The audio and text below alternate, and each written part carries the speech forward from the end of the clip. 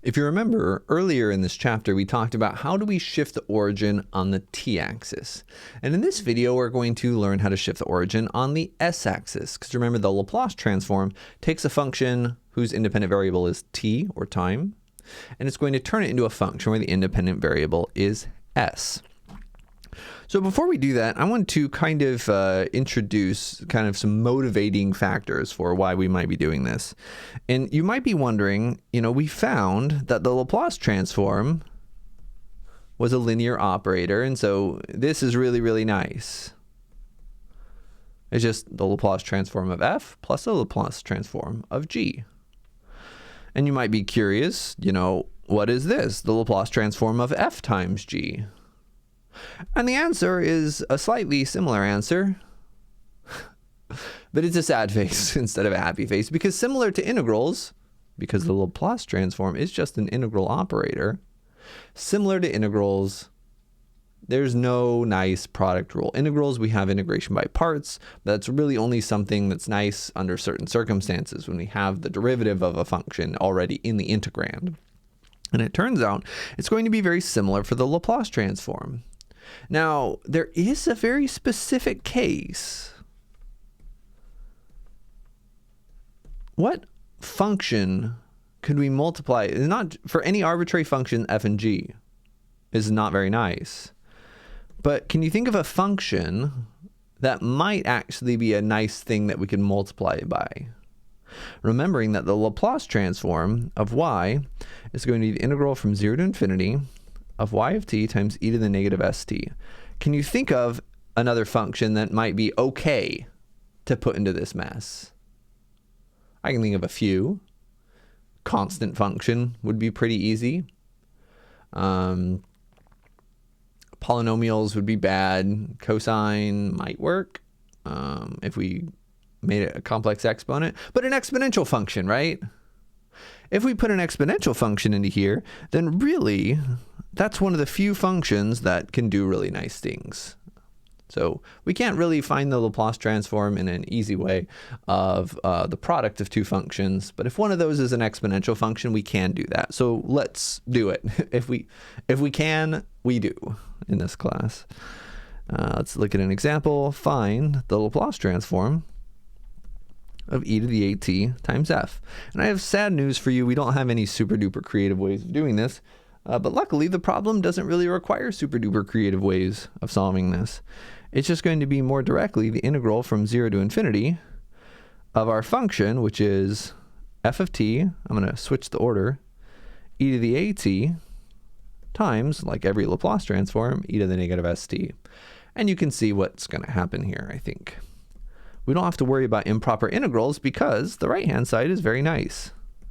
Or the right-hand part of the integrand. This is just e to the, what happens, it's just a minus s t dt. And what we can do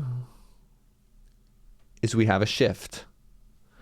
You might even say we have a shift on the s-axis. All right, so a quick substitution, and we are going to have some nice things happen. All right, so if we let u, let's use a different color. If u is a minus s, we're doing that so that we can get things to look like this. All right. Actually,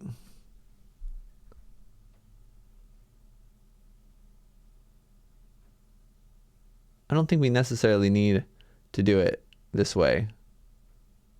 Right? We don't need a full-on u substitution because we already have the limits in a good spot. All we need to recognize is that this is the Laplace transform already. Right? If the Laplace transform of f is some function f of s, well, this is the Laplace transform of f. It just has a different input. But the integral is exactly the same. Okay? So this really is just the Laplace transform of f, but not evaluated at s. It's going to be evaluated at a minus s. Wait, hold on. No, I missed my negative. Gosh, I'm all out of it. So we do want this to be a negative here. And if it's a negative, so this is correct. There's just one more step here. We should really comment that this is going to be negative s minus a times t. And the reason why we pull out a negative is, again, because we want it to be the Laplace transform, just the Laplace transform plugged in at a different value. So this won't be f of s anymore, because it's not just negative st here. It's just going to be f of s minus a. Okay, so if we multiply our original function by an exponential, it's just a horizontal shift of the Laplace transform. And that's going to be a new property that we're going to add to our property sheet. And I want you to compare this to something else that we've talked about in earlier sections. Right, we said that the Laplace transform of essentially a shift on the t-axis, and we're using this heaviside function to show that we're really starting at that point, is just the negative exponential times the Laplace transform of the original function. So we really have something very, very similar here that we're going to be able to use. Okay, so let's use that in a couple different ways and kind of notice the pattern that exponential functions in terms of Laplace transforms are going to be shifts. And that shouldn't be surprising that exponential functions are shifts for Laplace transforms because of how exponents combine. All right, so we're going to use this property. Honestly, this property is more of a stepping stone, so I didn't include it in my document today. I might add it later. But it's going to be a stepping stone to give us some new formulas. So let's use it. And we're going to look at two Laplace transforms here. Evaluate the Laplace transform of e to the negative 3t times cosine of 2t. So we're going to use this exact property, that the Laplace transform of e to the at times a function is the Laplace transform of that function shifted over a little bit. So what is f here? All right, this is f of t. This has an a value of negative 3. And what we're going to need is we're going to need to know, what is the Laplace transform of f? What's the Laplace transform of cosine of 2t? Well, we just found what the Laplace transform of cosine was in the last video. Cosine of 2t will be s over s squared plus 2 squared, or s over s squared plus 4. So we can use all of this to say, okay, our property says that, I actually use the property, this one, that this is just going to be f of s minus a. And a was negative 3. So what we have, we just plug in, evaluated s plus 3. And we'll get s plus 3 divided by s plus 3 squared plus 4. And we'll simplify this a little bit. Expand the denominator, see if we can factor it. We'll get s squared plus 6x. I keep saying x plus 9 plus 4. Okay. And then we need two things. Yeah, we're not going to factor. Nothing's going to cancel. This is as simplified as this rational expression gets. So that is our Laplace transform.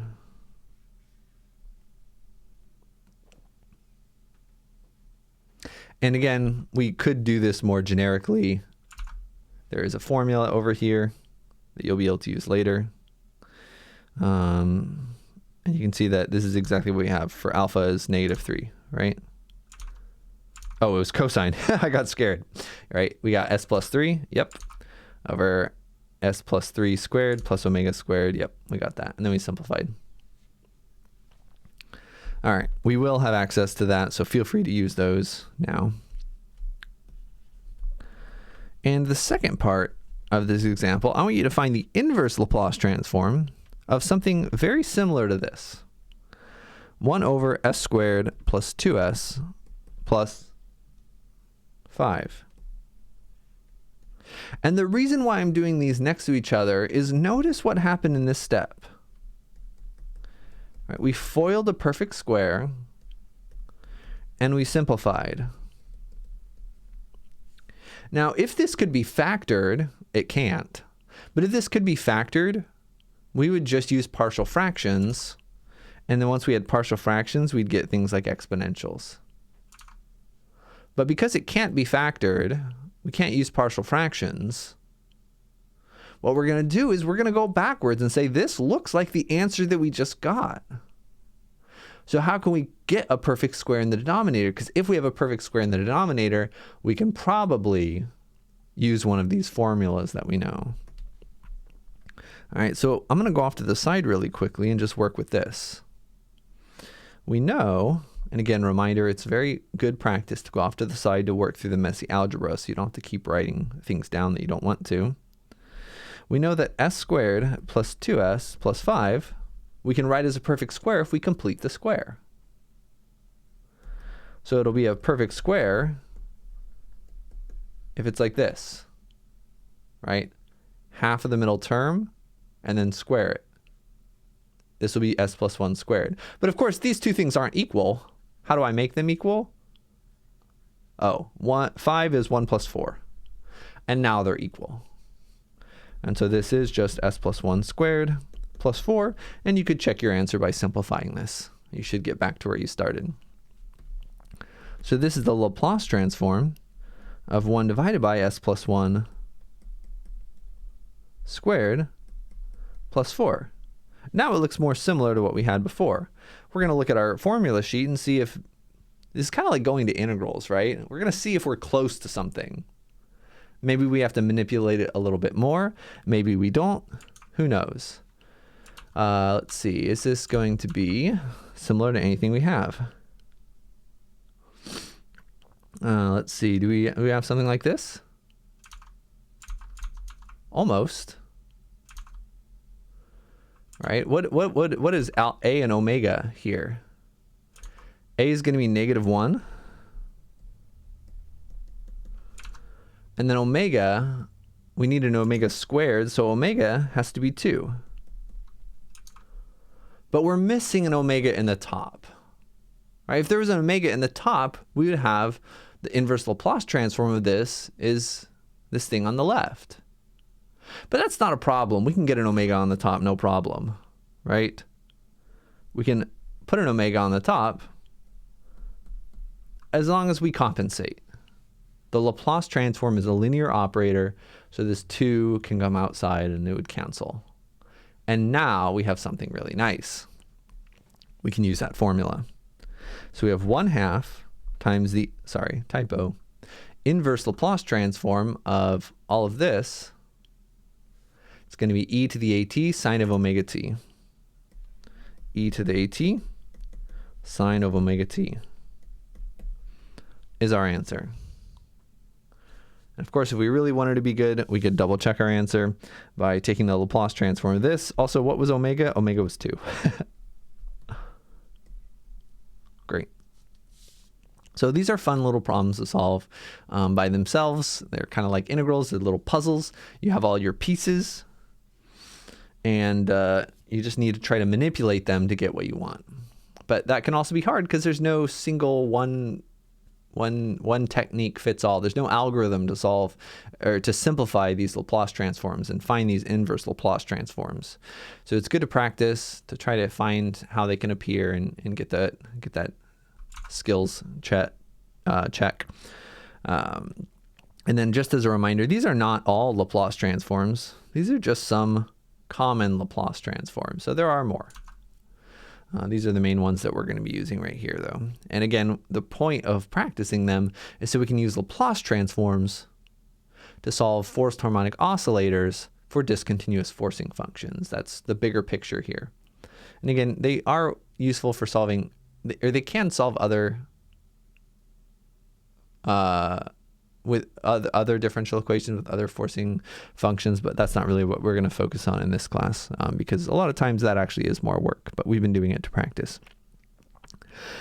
Speaking of which, we will do that we'll solve our very first forced harmonic oscillator with Laplace transforms in the next video. So have a good one. Bye-bye. We have the tools. Now we can use them.